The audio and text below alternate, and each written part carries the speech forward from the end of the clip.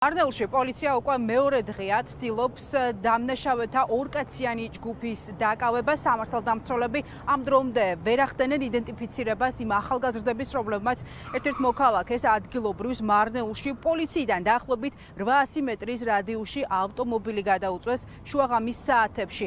სამართალდამცველები ახლა კარდაკარეძებენ ახალგაზრდებს, თუმცა მათ სავარაუდოდ უჭირთ ამოცნობა ამ პირების გაქცეული დამნაშავეების, ვინაიდან ახალგაზრდები ნიღბებით იყვნენ შემოსილები. რაც შეეხება უშუალოდ შემთხვევას, როგორც ერთ-ერთი ადგილობრივი გადამწვარი ავტომობილის მფლობელი გვიყვება, შუაღამის 4 საათზე გაიგო ძლიერი აფეთქების ხმა, მას დაუკავშირდნენ ახლო მდებარე სოკარის ავტოგასამართი სადგურიდან და უთხრეს, რომ მის ავტომობილს ცეცხლი ეკიდა ადგილზე მისულს კი დახვდა სურათი.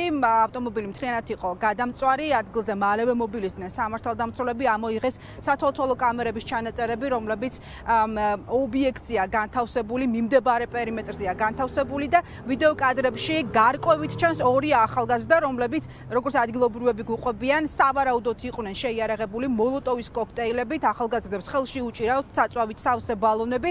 ისინი გამიზნულად უკიდებენ ცეცხლს Toyota Camry-s ტიპის ავტომობილს და გარბიან შემთხვევის ადგილიდან. ვიდეო კადრებში ასევე გარკვევით ჩანს ერთ-ერთი ახალგაზრდა, რომელიც მეორედ ბრუნდება ტერიტორიაზე ავტომობილის ასაფეთქებლად და მას თავადაც ეკიდება ცეცხლი. აქედან შესაძლოა ვივარაუდოთ, რომ ახალგაზრდა არის დამწვარი და მისი ამოცნობა და იდენტიფიცირება, მისი პოუვნა სამართალდამცველებს წესით არ უნდა გაუჭირდეთ, თუმცა როგორც გითხარით, ამ დრომდე ჯერჯერობით ვერ ადგენს პოლიცია მათ ვინაობას. რაც შეეხება გამოძიება არის დაწყებული 197 მუხლით, რაც სხვისი ნივთის დაზიანებას გულისხმობს. ღამის 4 საათი იყო. სოკარის ბენზინგასამართი სადგურიდან დამირეკეს შენი მანქანა იწვისო. მე აქვე ვცხოვრობ და უცბად ჩამოვედი. ცეცხლი ეკიდა. აღარაფერი გადარჩენილა. ღამით სამრეცხაოში დავტოვე, ამერიკიდან მყავდა ახალჩამოყვანილი გასაყიდად და ვაწესრიგებდი. მე აქ მტერი არავინ მყავს. გამოვრიცხავ შურის ძიებას. კადრები რომ ნახე, შეუძლებელია ამოცნობა. მათ ნიღბები უკეთიათ. ჩანს რომ გამიზნულად მოდიან საწვავით სავსე ბალონებით, ესვრიან მანქანას, უკიდებენ ცეცხლს და გარბიან მარნეულის პოლიციის მიმართულებით.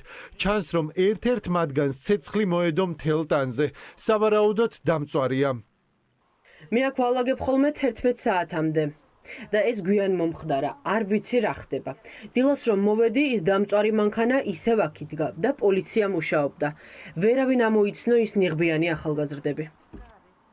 ჩვენ არ ვიყავით ადგილზე, სხვა ცვლა იყო და მათ დაინახეს აფეთქება. პოლიციას მიაწოდეს ინფორმაცია.